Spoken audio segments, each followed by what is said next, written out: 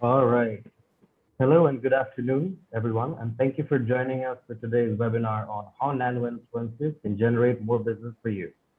My name is Kazi. I am an intern with Brand Now Asia, and I will be your moderator for this afternoon. During this webinar, we will be discussing the impact influencer marketing can have on your business, how nano-influencers are defined, BRANDFACE, the P2P platform that is and some of the best practices when engaging in influencer marketing. We will be exploring these topics through presentations by our panelists, Pachari Pantumano, Managing Director of Brand Now Asia, and Pinaki Sachitamaku, CEO of BRANDFACE. During the presentation, the floor will be open to all our viewers for questions. Please leave your questions in the chat section, and I will queue them for our panelists during our Q&A segment toward the end. We will try to answer as many questions as possible within our given time frame. Anyways, ladies and gentlemen, without further ado, I would like to request our first panelist for this afternoon, Mr. Pinaki Sachitamaku, CEO of BRANDFACE, which is a Thai-based P2P influencer marketing platform that intends to provide income stream to millions across the globe by enabling 18 to 26-year-olds to monetize from creating and publishing content on social media. To share his presentation. Thank you.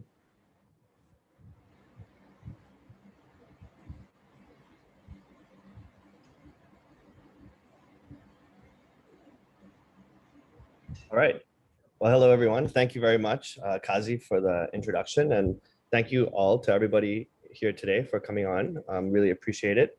A little bit about myself. My background is in media marketing and technology. And today I'm going to be talking a bit about BRANDFACE and educating you all a little bit more about nano-influencers. And we'll have a Q&A session later on. So feel free to ask Kazi, our moderator, any questions that you may have. But before further ado, I'm going to get started with my presentation.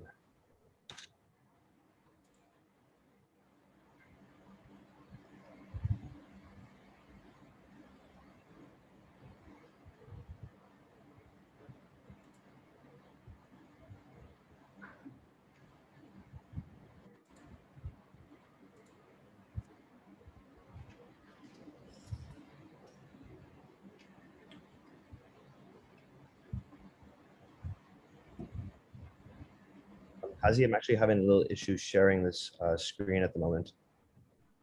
I'll look into it. Sorry about that. Can I send you our presentation? Yes, that'll work. Apologies, everyone. Sorry for the inconvenience. We will be starting momentarily.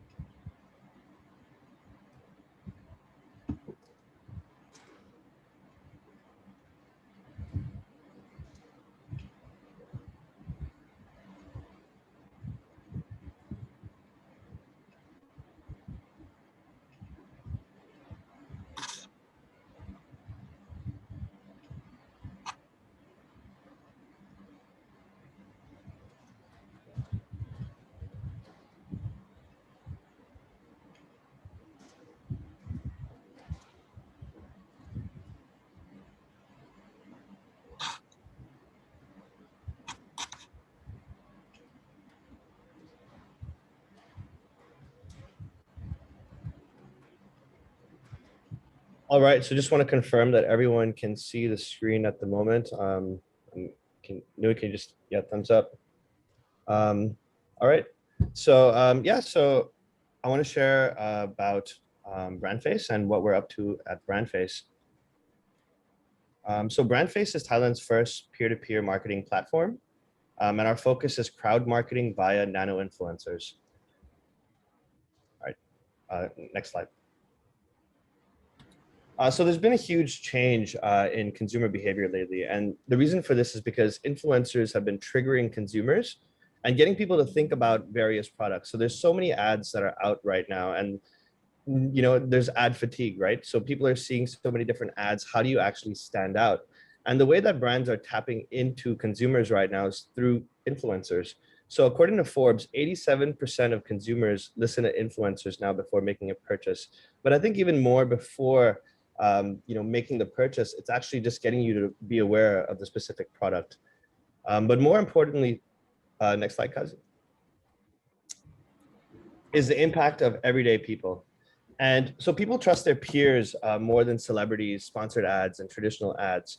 So according to Adweek, user-generated content is 50% more trustworthy and 35% more memorable than any other form of paid media. So for those who don't know, user-generated content is people, typing in reviews, people creating content that are brand related, and so on. But why is small so powerful?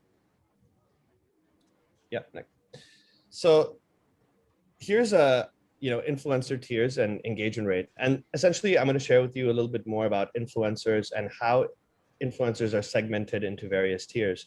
So they're segmented by their following, right? So if you look at the bottom of this table, this line graph here, you'd see mega influencers. You'd see Justin Bieber on the left, so somebody with more than 1 million followers. And if you look far on the right, you'd see a nano influencer. And essentially, a nano influencer is somebody like you and I, somebody, the average Joe, the average consumer. And this lady over here, you don't actually know her, but she actually has a much higher engagement rate. So engagement rate is essentially the percentage of people that are engaging divided by the total number of followers that you have. So because Justin Bieber has such a large following, there's a huge disconnect. A lot of people don't know him personally and therefore don't trust him. Whereas this lady on the right, she is a classmate, she is a friend, she is a daughter, she is a sister, and therefore she has a high level of influence. So essentially, a nano influencer, somebody on the right, is scoring so much better in terms of engagement rates. So Justin Bieber does 1.97%, whereas the average Joe globally does 5.6%. And this is due to trust, relevance in content, and authenticity. So for that reason, particularly, nano influencer marketing is on the rise. However, there are so many challenges in nano influencer marketing. And I'm going to show you some more on the next slide, please. And so essentially with nano influencer marketing, for it to actually work in effect, right? So let's say you're a brand, you have a budget, let's say it's 50,000 baht, and that would get you a micro influencer, maybe a few micro influencers, maybe a mid-tier influencers. But if you were to hire nano influencers, we're looking at such a large volume of people. And so the challenges that come with this are, how do we find the relevant people for this specific campaign? How do we communicate with them what they're supposed to do? How do we manage everything so that it's done in the way that the brand would like? How do we curate all these content, make sure that we're giving them enough feedback loops to make sure that the content is the right way? How do we track performance, right? So with one person, it's quite easy to track these results. But if we have so many people part of a campaign, how do we actually track all of this? And last but not least, payment. So micropayments is a huge challenge for several brands and also agencies because they don't have the micropayment infrastructure to schedule 100, 200, 300 payments. And so for this reason, nano influencer marketing is extremely tedious and time consuming. Next slide, please. And so for this reason, we decided to build the BRANDFACE platform. So Thailand's first peer-to-peer marketing platform driven by advanced technologies. So we've decided that we wanted to solve all those problems and make it very easy for brand managers, PR managers, business owners, and various digital agencies to launch campaigns through our platform. Because of my lack of money. It's our lack. Look, if you need to work as a low-paid intern for a magazine or a stringer for a small-town newspaper or Tom Brokaw's toupee comber wrap. Amy, I think you're not muted. Yeah, so can we ask all Sorry, no more girls. No worries. So can we ask everybody to just please mute your microphones, please? Thank you very much. Actually, no, Amy. Hi, Amy. Hey. So essentially marketers can launch campaigns directly through our website, and nano influencers can simply join campaigns via mobile. We're trying to make it extremely easy. And for those who are interested, we're also very happy to share how to use this system. So next slide, please. So an example of this in action, right? We worked with this company called GoWabi. Some of you may know them. They essentially provide deals, booking, like a booking platform with deals for like salons, nail spas, etc. And they were launching a campaign for their 12/12. And so at this campaign, they were shooting Facebook ads as well, you know, with this flyer you see here, but they also wanted to tap into influencer marketing. So through BRANDFACE, they worked with 100 of our influencers. And this is an example of 3 influencer posts. So as you can see, everybody's holding the app, right? That's the GoWabi app. And if you look around, everybody's got this frame, and this frame has all the campaign mechanics that was strategized by the campaign creator. And so you'll see here that it says, yeah, GoWabi, in Thai it says เริ่มต้นที่12 baht, which means starts at 12 baht, and that was their big promotion. We have a call to action, shop now.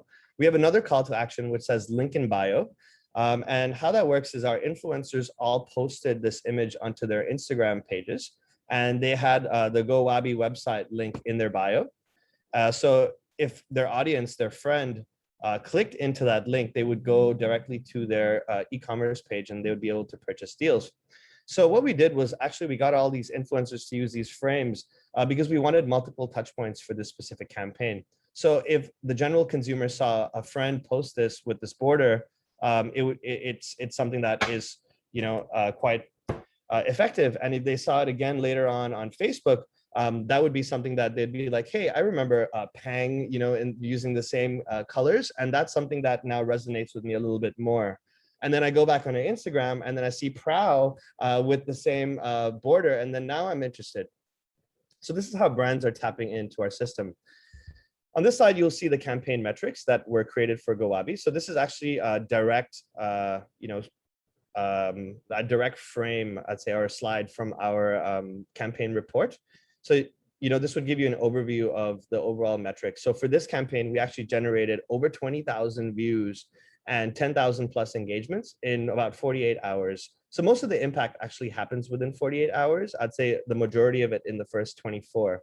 So you'd see here that the average engagement rate across 100 influencers was 5.74%. So that's actually a bit higher than the global average.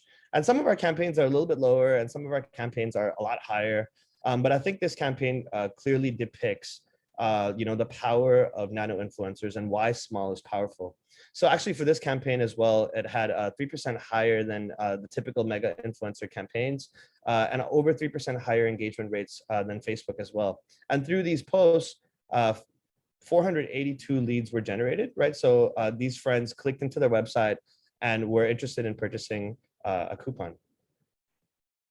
Okay, next slide, please.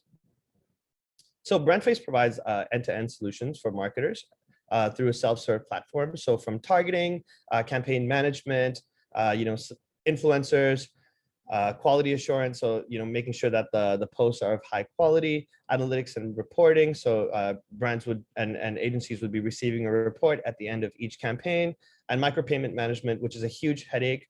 And that's solved by us. So that's something that does not need to be worried about.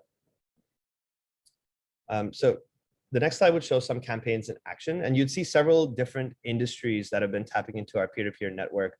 So we worked with British College by Sri Patum University. We work with Miko Plus that offers supplements, calcium. And we work with Seekster, which is a startup in the cleaning space. And then now they're moving to the gig economy. And then we have High Calcium, which is a food brand. And you'll see that a lot of these campaigns would actually involve graphics or AR filters. And we try to make our content as interactive as possible to stand out and actually drive more curiosity in the consumers. And the best part is now that through our platform, Gen Z and Gen Y are able to earn through publishing branded content onto social media. So the next slide will show some of the brands that have already started working with us and are leveraging our platform to create this level of impact. So you'd see that Lock and Lock is in the consumer space, the Clinic is in the beauty space, Flash Express, logistics, Decathlon we just started working with. We're launching a campaign with them in a few days, and GoWabi, the beauty app, Seekster, T2 Max, British College, Ramen, and Miko Plus. But the best part is that, you know, through our campaigns, we're able to generate a high volume of social impact. So we create new income streams for over 1,000 18 to 26-year-olds already in Thailand in the 10 months since we've been launched. And, you know, we do aim to provide more opportunities, and our goal is to achieve millions of jobs paid out over the next 5 years. So for brand managers and agencies that are interested, feel free to schedule a demo with us to learn how to launch campaigns directly from our website. I don't think we have time to go through that today, but I'm very happy to do that on another session. That might take about 20 minutes. This is super relevant for marketers, digital agencies, brand managers, and media planners. This would allow you to learn how to create influencer briefs, schedule campaigns, choose your influencers and target them, upload media assets like the frame that I showed earlier on, launch campaigns directly, receive reports, and so much more. So thank you very much for your time today. And you'll be hearing a bit more from me later during the panel and the Q&A session. Feel free to reach out to me for partnerships. We're currently hiring at the moment as well, or for a demo. So thanks a lot for your time. It's been great presenting to you all and sharing more about nano-influencers and BRANDFACE. Thank you.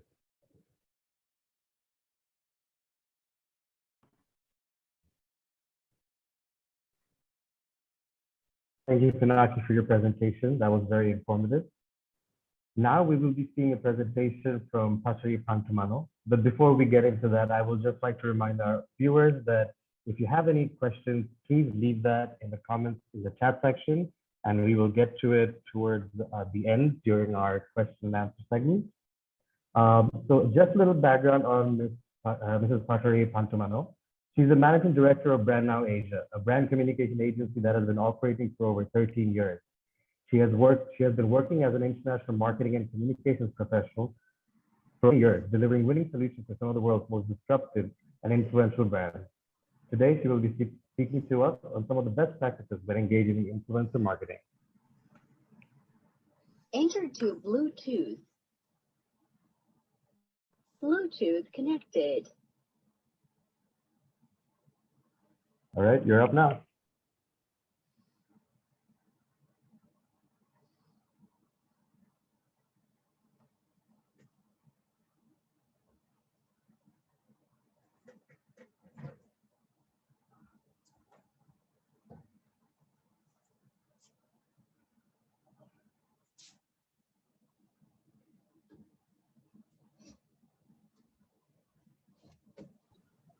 Hi there, sorry. I had switched the screen and then I was trying to find my way back. Thank you, Kazi, for that introduction. So I'm now going, can you guys see my screen okay? Yeah, all good? Yes. Yeah, okay, excellent, great. So since Pinaki went through, the whole process of how to work with nano-influencers and stuff, we wanted to bring to the table on some of the best practices that we've come across for the planning process for this season. Other agencies that are here or those who are marketing veterans, you'll find the process are very similar because, as they say, if you fail to plan, you plan to fail, or vice versa, something like this. Okay, so let me take you through. First things first, yeah.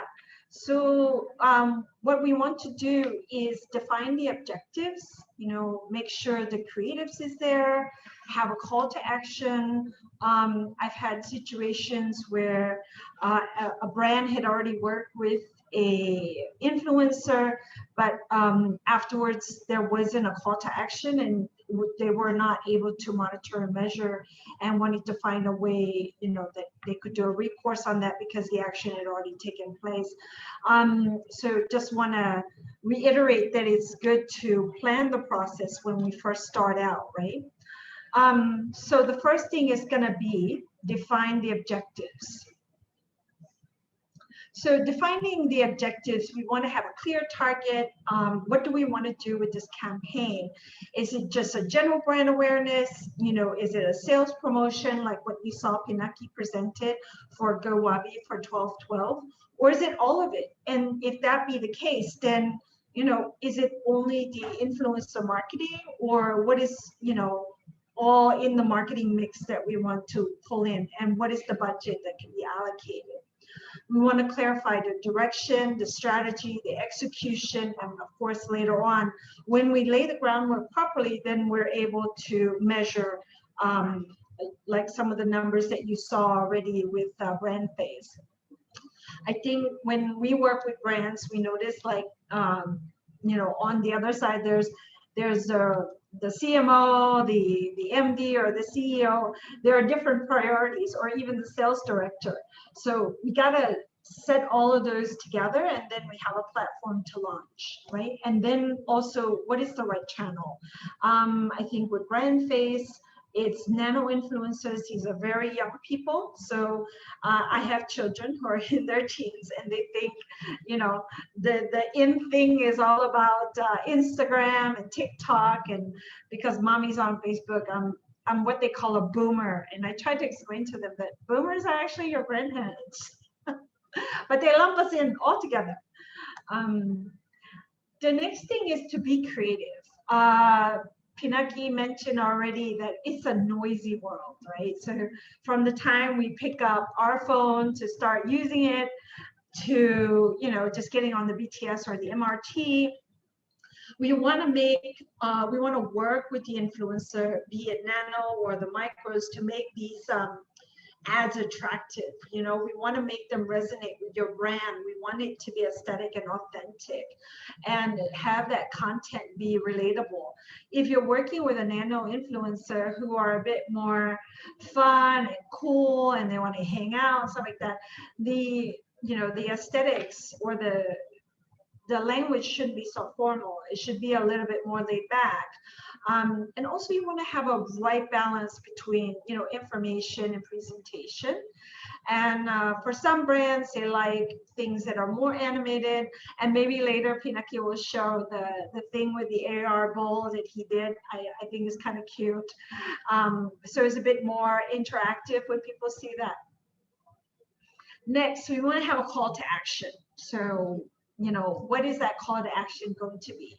Is it going to be a loyalty program where you're going to ask your current members to bring in new members, or just a general awareness because you want the market to know that this is a new added product to your line of products and services, or you want to do acquisition like some of the brands that Pinaki presented earlier, and have a definitive message that directs them towards to do something, you know, like take advantage of this deal now between this time to this time, so that when you go to measure, you can actually see that action taking place.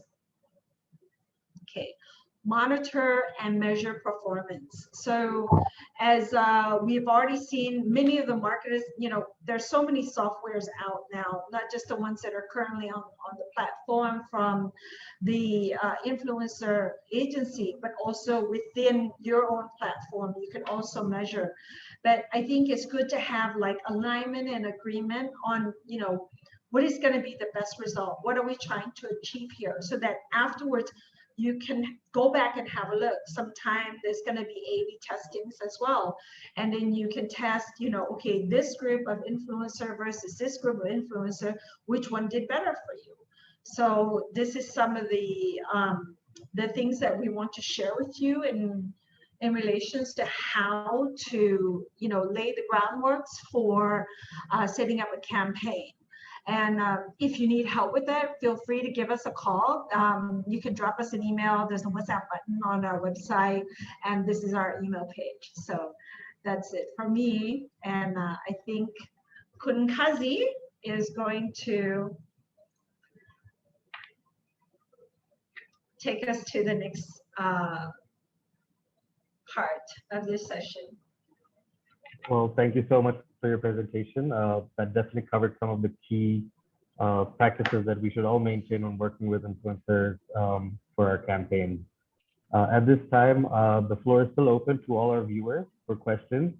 And in the meantime, I do have some questions for the panelists, which I will take the opportunity to address.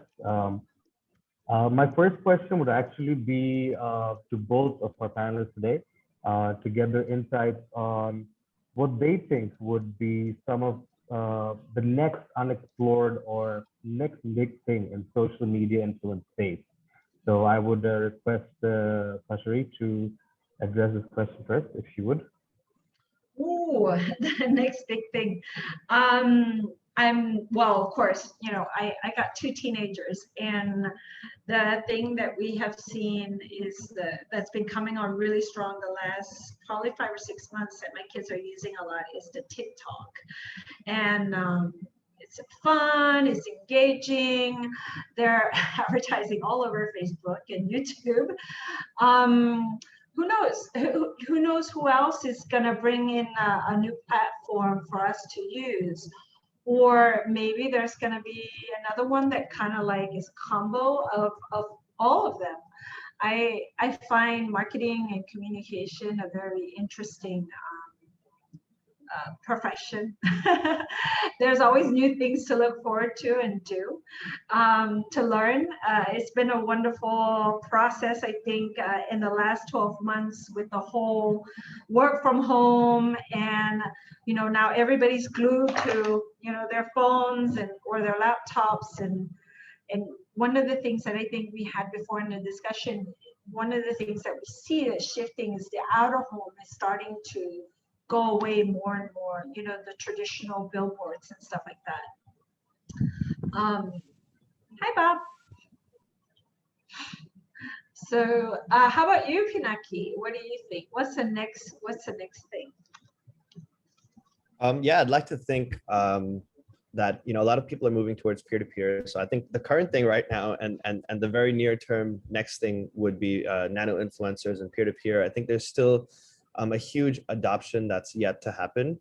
I feel like a lot of the marketers and agencies here are still very comfortable with working with, you know, nano micros or mega. I feel like the adoption from, you know, billboards to digital has kind of moved quite fast. And I think that was the help of COVID, right? A lot of people were moving to where the traffic was, and that was online. But I think moving forward, there's going to be a lot more of, I think, social commerce, people selling, affiliate, you know, marketing, but through social channels, live streaming, and so on. So I think it's moving there. Yeah, I've seen a little bit of that. There's like the social commerce, and then there's the bidding, right? I've gone into the weekend market where I saw there's a lady and she's literally just shouting into her mobile phone. And I asked one of the assistants in the shop, what is he doing? He says, oh, they're doing a bidding. And she's just using Facebook Live to do the bidding. So because they wanted to get rid of some of the stuff out of their shop to make space for new products that were coming in. Right. And I think even like if you look at the, you know, the very, I'd say like traditional businesses that you wouldn't imagine, you know, like somebody was selling crab from live streaming, and they sold a lot of crabs. And this was, you know, somebody that would just be not typically marketing online, not typically running ads, but leveraging social media to drive those conversions. So that's, you know, extremely creative. But I think a lot of brands right now, big or small, if they're not looking into the online space, then something is definitely wrong.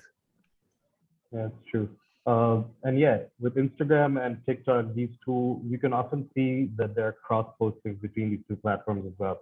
And so far, these two have been the most accessible as well as widely used for influencers to promote products or services or do their endorsement or share their content. And in terms of the nano-influencer space, I think it's going to be even more effective because there's a lot of research that is showing that nano-influencers are better able to relate or convey certain endorsements or messages to their followers more than your macro, or mega influencers are able to. Because when you're trying to buy a product, you would, it's more likely that you take advice from someone who's used it and someone who's related to you or close to you in your social circle. So we actually have our first question from one of our viewers. Mr. William has asked, do influencers choose which brands to support as it may conflict with their own personal brand? Also, how much can they earn and how is it calculated? So Pinaki, would you like to take that question? Yeah, sure. So I think with influencer marketing, and you know, they're divided into so many different tiers, and you'd see that the bigger influencers, the macro influencers, micro, mid tiers, and mega celebrities, they would all be embodying something, whether it's fitness, whether it's you know, gender equality, whether it's wildlife protection, and you can see it's quite clear on their profiles, and it's kind of the track that they're focusing on. Whereas with nano influencers, you would see that most of the people are just regular people. So, like for me and my Instagram, I'm not really advocating for anything so much. I'm just kind of posting things that happen in my life, right? So whether it's like my Halloween costume, or whether I'm traveling, or whether I'm at, giving a talk somewhere, it's just kind of my life. And I think that's quite similar for a lot of the nano influencers, where they're just regular people that are not essentially pushing anything so much on social media. And most of them don't even know that they could make money through our channels. And I think most of our influencers that we bring on board weren't influencers before. We're just picking them out of university and saying, hey, you can now monetize your social channels. So to come back to, your question on price, I think with influencers that are, much bigger, ambassadors and spokespersons, etc., that would typically be around 10% of their total following. And it would really range. Sometimes, they would have their request of how much money they want. And it's very case to case, depending on their level of influence as well. But with nano influencers, it's typically, a fixed rate, and they could get paid on our platform, I'd say between like $10 to $20. So like between 150, 250 baht. So the campaign with Decathlon, it really ranges. It depends, sometimes it goes up to 600 baht, 800 baht, depending on their tasks. But they would not really demand, their rate. And the way that it works on BRANDFACE is that we would push out a campaign brief. So let's say we work with a brand or an agency to launch a campaign. And then we would put this brief out to influencers saying, hey, there's this campaign that you can join. Here are the details. This is the payout. And they have the choice to apply to whether they join or not. So it's quite different. Whereas with, mega influencers, the approach is more like a marketplace. So you would pick the ones that you'd want, and you would look at the data to make that decision. From our experience in terms of like brand conflict, yes, because there's the thing that comes up is about brand safety, and it's usually not in the nano level, but when you start to get into the micro, macro, megas, you want to have a look at like, has this person already represented a competitor, number one. Number two, if you're looking for, let's say, a family valued husband and wife team, but then later you find out this person has had a scandal, has had a mistress, so it becomes a brand safety issue sometime. So beyond the nano, you want to like research and make sure that this is good for your brand to use, and what is going to be your relationship working with them. Is it just for that short promotional period? Let's say you're having a promo from November to December for the holiday sales, or is it a long-term, 6 months, so or a year, they become more like a brand ambassador? In our experience, when we've worked with micro influencers, their level in terms of payment, it really depends. It starts anywhere around 50,000 to 200,000. It depends on if they're on their way up or on their way down. When I say that, I mean, like, do they have a current project that's like hot, or did they just release an album, or they're in a hot, TV series or something like that. One time we had discovered the client had given us a brief to say, hey, get us somebody who's got, X millions of followers. And when we looked at their followership and looked at their engagement, actually, they had a lot of followers, yes, but their engagement was low because they hadn't done anything in terms of like a project or a launch or a new show or a new product or a song over 2 years. So their engagement was quite low. But then compared to somebody who had a hit TV series, didn't work very much on their Instagram or their TikTok account, so their followers were still actually low, but their engagement was really high. So you have to kind of,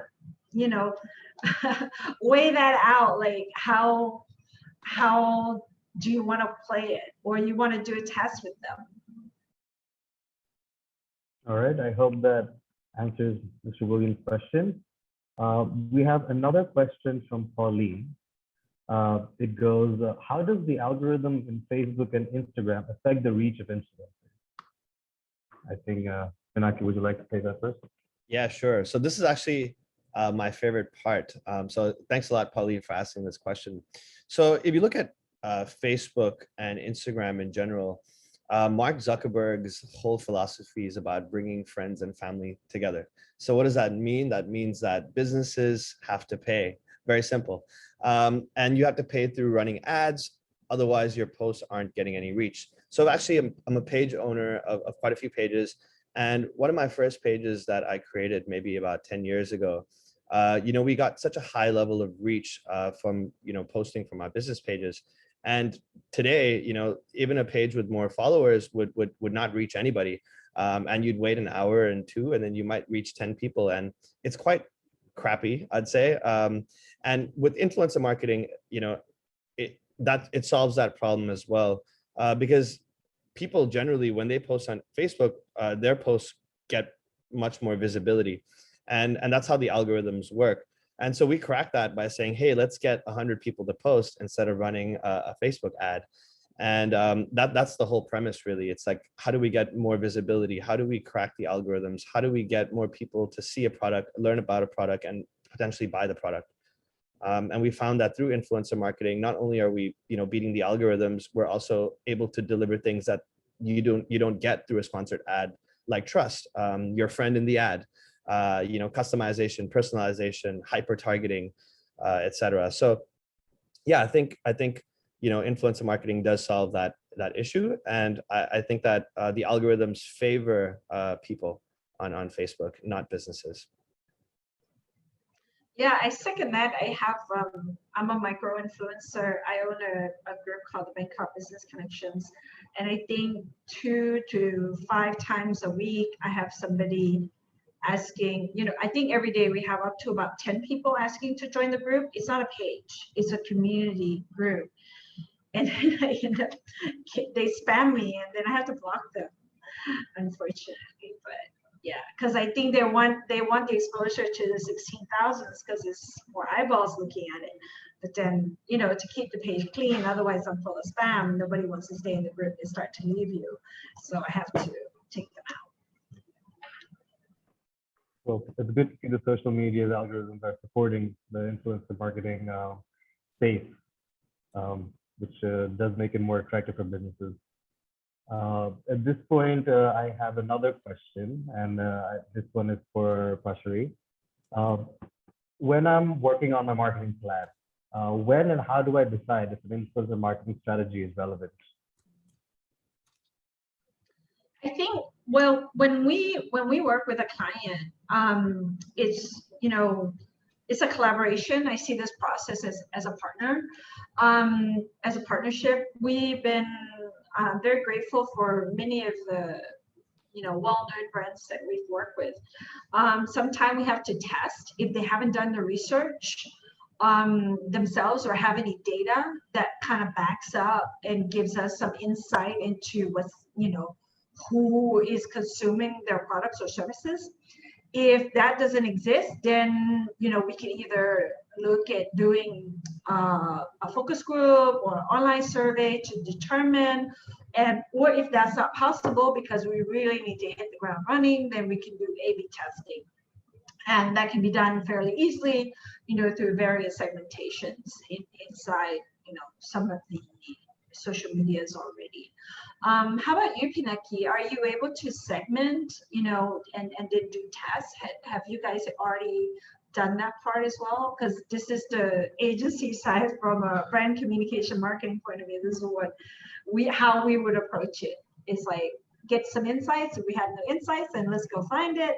Or we test it before we actually put a lot of money down, because otherwise we could be wasting a lot of money. Right. So I think on our side, a lot of the creative, the strategy, the segmenting, it comes from the client side. So that's typically either the brand or an agency like yourself. And on our side, we do provide advice from time to time.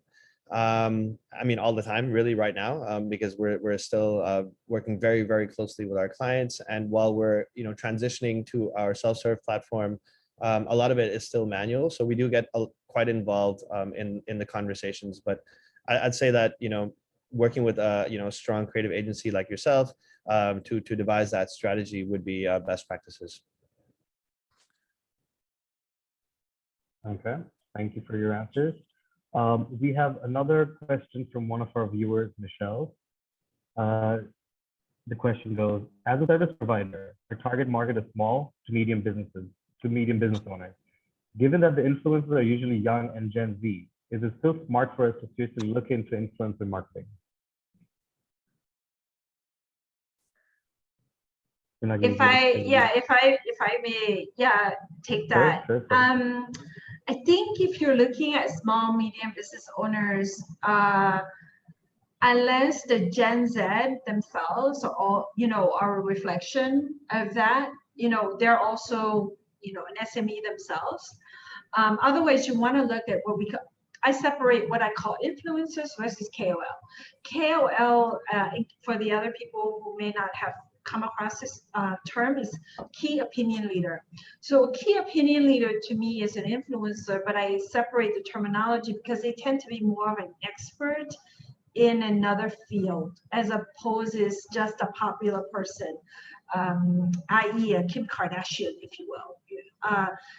Because to me, the Kim Kardashian, she's famous for famous, but you have a KOL who could be, a food expert, somebody like, sorry, this may date me a little bit, like mukbang, you remember, he's like the guy who likes to go around and taste, and then he would put up the signs and all this other stuff. But there are others. I think there's a Thai American guy, his name is Mark Wayne. He's quite the foodie, and he's got quite the YouTube channel. So he's more like not just an influencer, because he's got a big network, but he's an influencer because he talks about eating great food. And I think if you're targeting like something specific, like business owners will listen to other business owners who maybe had made their mark in the marketplace, and then as a result, they're admired for that, or because of their resilience or know-how. I would urge you towards an area of a KOL. How about you, Pinaki? Do you have a different take? Yeah, I think it's really case to case depending on the industry and the type of business that we're dealing with. So for just back to the question on as a service provider, our target market is small business owners. Given that influencers are usually young and Gen Z, is it still smart for us to seriously look into influencer marketing? We'd see that like with one of our clients that we've worked with, it was quite unique actually, because a lot of our customers are in B2C, and so one of our clients actually, you might know them, they're called Flash Express. So they're like a logistics company, and their target is actually small and business owners. And so as part of their strategies, they were getting Mac-has, right, or like mom and pop sellers on Facebook to actually share about their promotions. And we worked with them to get 250 people and to share content for them. So actually with their strategy, I think they had a total of 500 people total.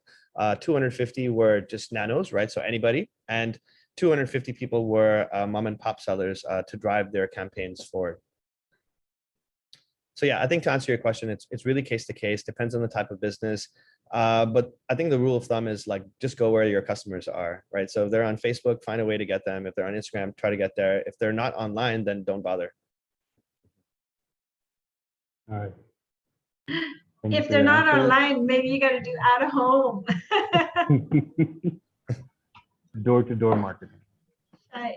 Somebody just told me the other day that they got an ad on, going up the MRT for less than 10,000 baht. Like just a big banner. So yeah, if you go up the escalator of the MRT. So out of home, the prices are really coming down. Okay. At this moment, I do have a question for Pinaki. In a result-oriented world that we live in, how would I evaluate and measure the ROI of engaging in influencer marketing? Also, when you're doing influencer marketing campaigns, can you actually project the potential conversions or the reach of the campaign for the client?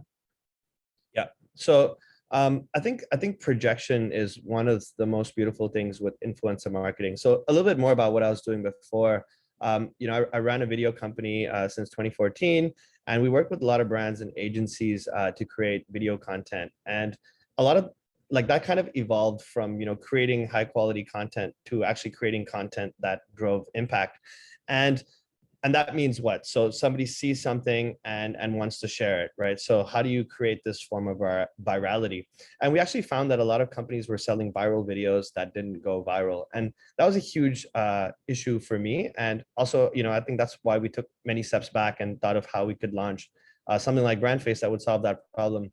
But with influencer marketing, the beauty is targeting. Their interests, their persona, what they care about, and how many followers they have. And for those reasons, you can kind of project what kind of engagement metrics you'd receive, how many people would actually see it. And if you've done enough campaigns, you would know what's the possible leads that could be generated from a campaign like this as well. So yeah, I think to answer your question, you can project how many, what kind of metrics you get. But I think ultimately, when it comes down to sales, it's very hard to guarantee, because I think it depends on the nature of the product as well, right? If you're selling a product that is, very expensive, doesn't bring value to the customer, you could invest, so much dollars into influencer marketing and Facebook ads and possibly not even receive anything back. So yeah, I think if your product's good, you should definitely look into how you can tap influencer marketing and you can, receive projections through BRANDFACE and also through an agency like BrandNow. Okay. Once again, thank you for your answer. That was definitely provided more direction for me, at least.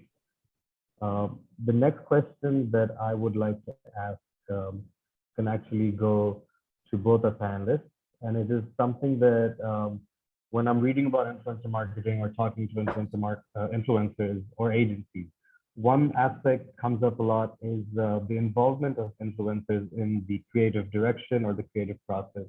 How much autonomy is given to them or is not given to them, and what are some pros and cons of having a strict versus a flexible brief for the influencers?